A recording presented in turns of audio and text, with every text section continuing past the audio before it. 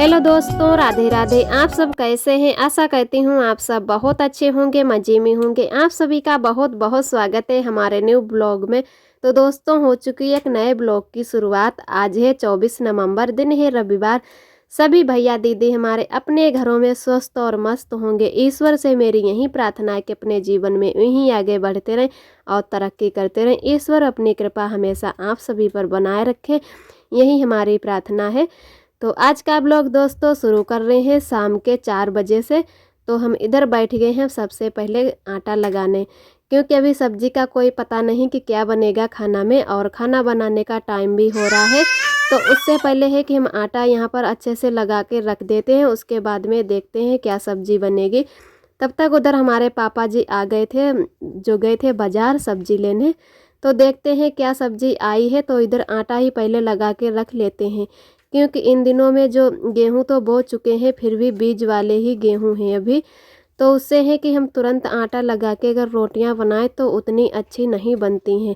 लगभग 10-15 मिनट पहले ही आटा लगा के रख दो, उसके बाद में रोटियां बनाओ तो बहुत ही अच्छी हमारी रोटियां बनके तैयार होती हैं। चाहे पतली रोटी बनाओ, चाहे मोटी रोटी बनाओ, तो जैसे भी जिसको पसंद आती है तो दोनों तरीके की रोटी हम लोग बना लेते हैं। तो थोड़ा ही आटा यहाँ पर लगाया है, क्योंकि कुछ थोड़ी बहुत हमारी रोटियाँ रखी हैं, तो उसकी वजह से थोड़ा ही आटा लगाया है। और आज 2 लोगों की दावत भी है। और आटा लगाने के बाद में बहुत ज़्यादा यहाँ पर कागज़ फैले हुए थे और धूल भी मिट्टी हो गई थी, क्योंकि आरोही अभी यहाँ पर पढ़ रही थी और पढ़ने के बाद में अब चली गई हैं घूमने। तो मैंने कहा चलो पहले यहाँ पर झाड़ू लगा देते हैं। हमारी बड़ी अम्मा भी बैठी हैं और अम्मा भी थी यहीं पर। उसके बाद में सभी लोग जाते हैं पीछे वाले घर में। अभी हमारी दीदी भी यहीं पर आराम कर रही हैं, तो पीछे वाले घर में अभी कोई नहीं है वहाँ पर। तो इधर हमारे आरब भी खेल रहे हैं सभी लोगों के साथ में। तो सब्जी में लाए थे हमारे पापा मूली और सोया का साग, तो हमारे खेत पर भी हो गया है। तो आलू नहीं लाए, अगर आलू लाते तो हम लोग सोया का साग ही बनाते, क्योंकि सोया का साग भी सभी लोगों को बहुत ही अच्छा लगता है।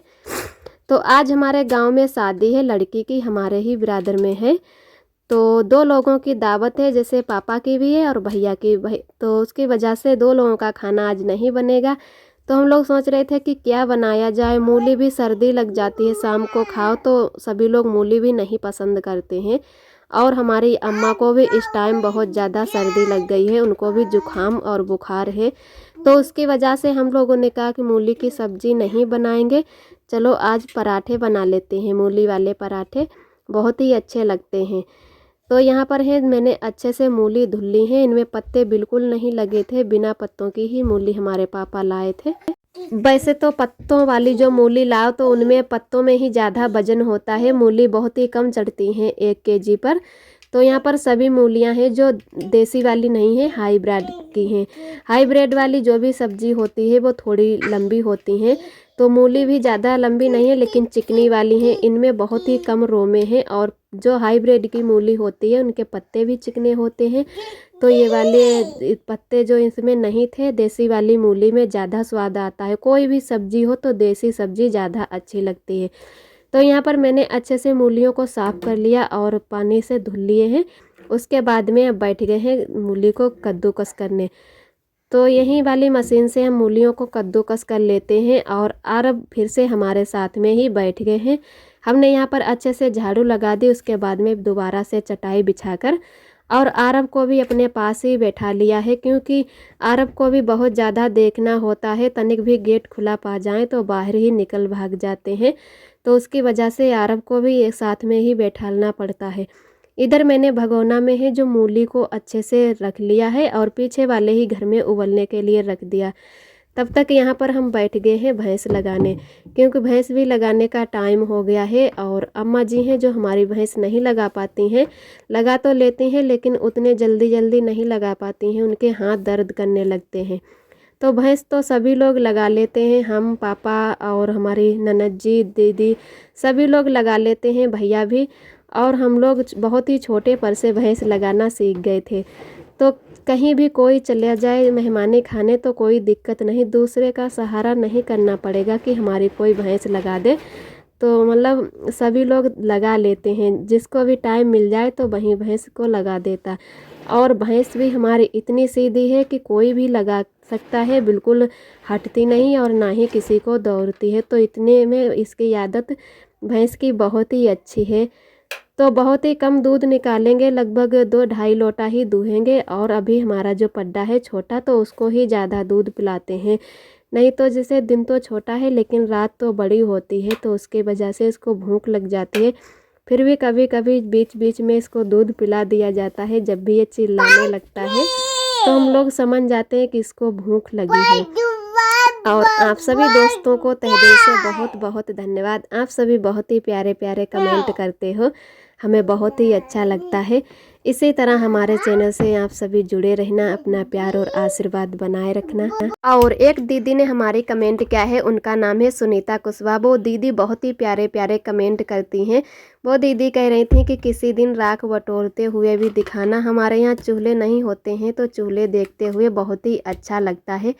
तो जी दीदी, किसी दिन ज़रूर दिखाएंगे। ऐसा होता है कि कभी कभी जल्दी जल्दी में बहुत से काम हैं जो हमारे ऐसे ही कर लेते हैं, वीडियो हर चीज़ के शूट नहीं कर पाते हैं।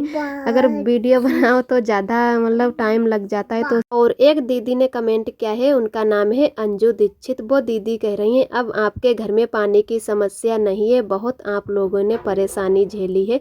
तो जी दीदी, बिल्कुल आपने सही कहा है। जब से टंकी का पानी आने लगा है तब से हम लोगों को बहुत ही ज़्यादा आराम हो गई है।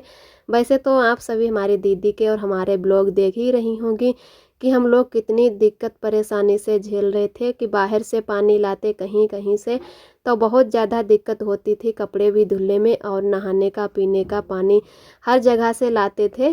तो जब से टंकी का पानी आने लगा है तो तब से बहुत ज़्यादा आराम हो गई है।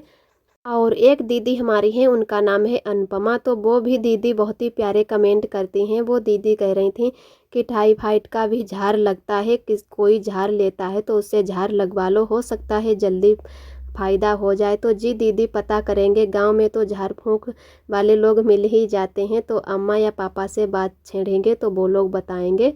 वैसे हमारी अभी इलाज भी चल रही है, तो पहले से बहुत ज़्यादा आराम है। तो और आप सभी दीदियों को तहे दिल से बहुत बहुत धन्यवाद। इसी तरह हमारे चैनल से जुड़े रहना, अपना प्यार और आशीर्वाद बनाए रखना। और इधर हमारे हैं जो पराठे बनाने की सारी तैयारियां हमारे ननद जी ने कर ली हैं। जब तक हम लगाने लगे थे भैंस, तो मूली के पराठे भी उसी तरीके से बनते हैं जैसे आलू वाले पराठे बनाते हैं, और कई तरीके के लोग पराठे बनाते हैं। तो इसमें भी मैंने धनिया, हींग और सभी मसाले डाले हैं, नमक, मिर्चा, काली मिर्च मसाला, हींग और सभी मिक्स करके अब हम दोनों लोग बैठ गए हैं यहाँ पर बनाने। तो आटा भी इसका गीला ही लगाया जाता है जैसे कचौड़ी बनाते हैं। तो मूली के पराठे बनाओ, उसको पहले मूली उबालने के बाद में हल्के हाथों से नचोड़ते हैं। अगर नचोड़ो ना तो पराठे नहीं बनते हैं, जब भी उन्हें बेलो तो निकल जाते हैं। तो उसकी वजह से उसको नचोड़ना होता है। उसके बाद में ही हम लोगों ने भगोना में अच्छे से छौंक लिया, और छौंकने के बाद में ही अब अच्छे से बनाएंगे पराठे। तो यहाँ पर हम सेंकने लगे हैं, और ननद जी हमारी हैं जो बेल रही हैं। तब तक आरब हैं जो पापा के साथ में चले गए हैं खेलने, और अम्मा भी बैठी हैं। अम्मा की आजकल तबीयत नहीं ठीक रहती है, फिर भी पूरे दिन कामों में लगी रहती हैं, क्योंकि जो है भैंस का बहुत ज़्यादा इस टाइम काम हो जाता है, दलिया बनाना और पानी पिलाना, बाहर बगिया में बांधना खोलना, तो यही सारे काम लगे रहते हैं। तो पापा और अम्मा, नाना जी सभी लोग मिल बाँट के ऐसे ही काम धीरे धीरे करके समेट लेते हैं। और पापा हैं जो दवाई भी लेकर आए हैं, अम्मा की खांसी बहुत ज़्यादा आ रही है। तो हम लोगों ने कहा कि चलो गरम गरम पराठे खा लो, और पापा भैया की तो दावत है।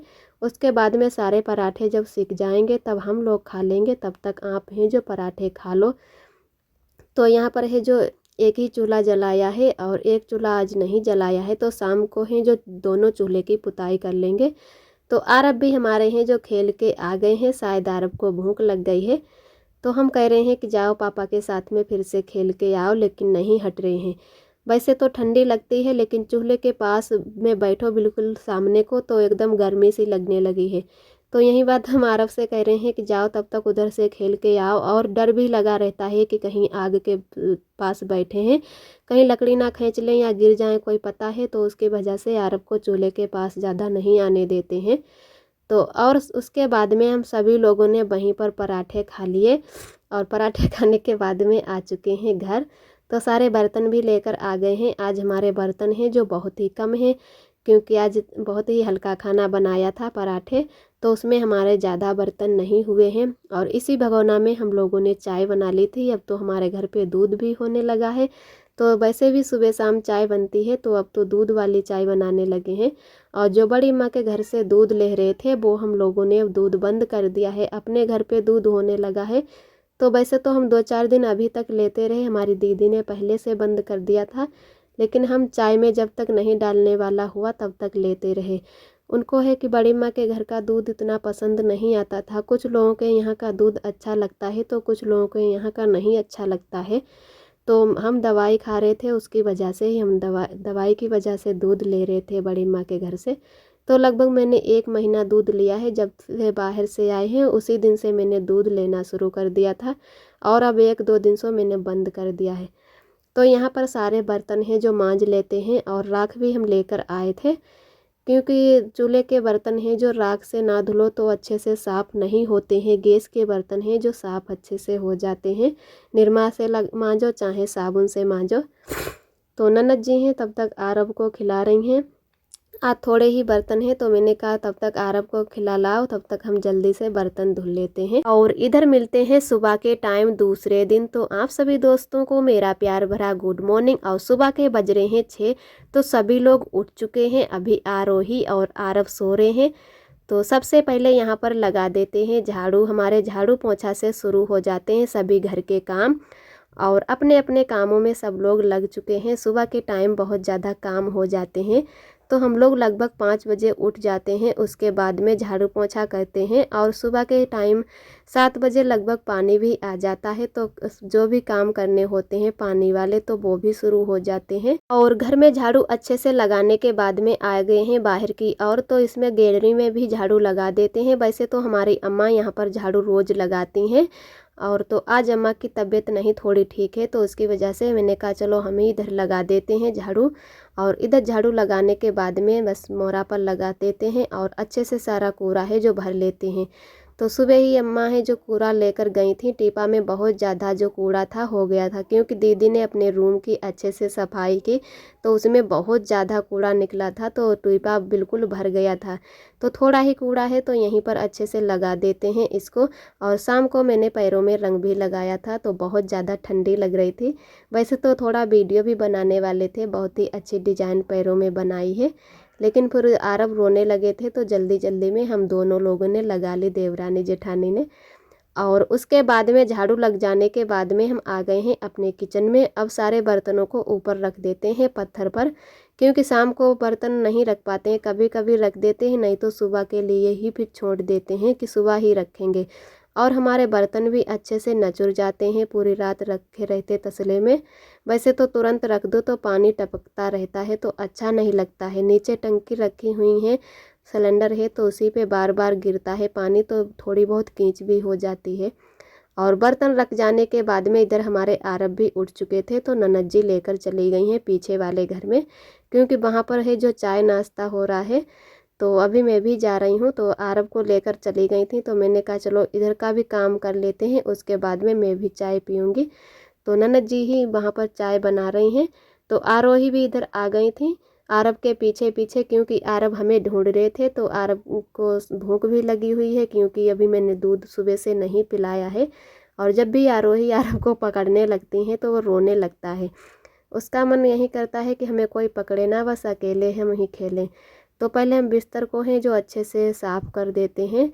और पता नहीं क्यों बिस्तर पे बहुत ज़्यादा हैं जो चींटियाँ भी हमारे आ जाती हैं, जबकि बिस्तर पे ऐसी कोई चीज़ खाते पीते भी नहीं है। और आज का ब्लॉग दोस्तों हमारा यहीं तक है। आज का ब्लॉग कैसा लगा कमेंट में ज़रूर बताना। जो भी दोस्त हमारे चैनल पे न्यू आते हैं तो हमारे चैनल को लाइक और सब्सक्राइब ज़रूर कर लिया करें। हमारा वीडियो कैसा लगा कमेंट में ज़रूर बताएं।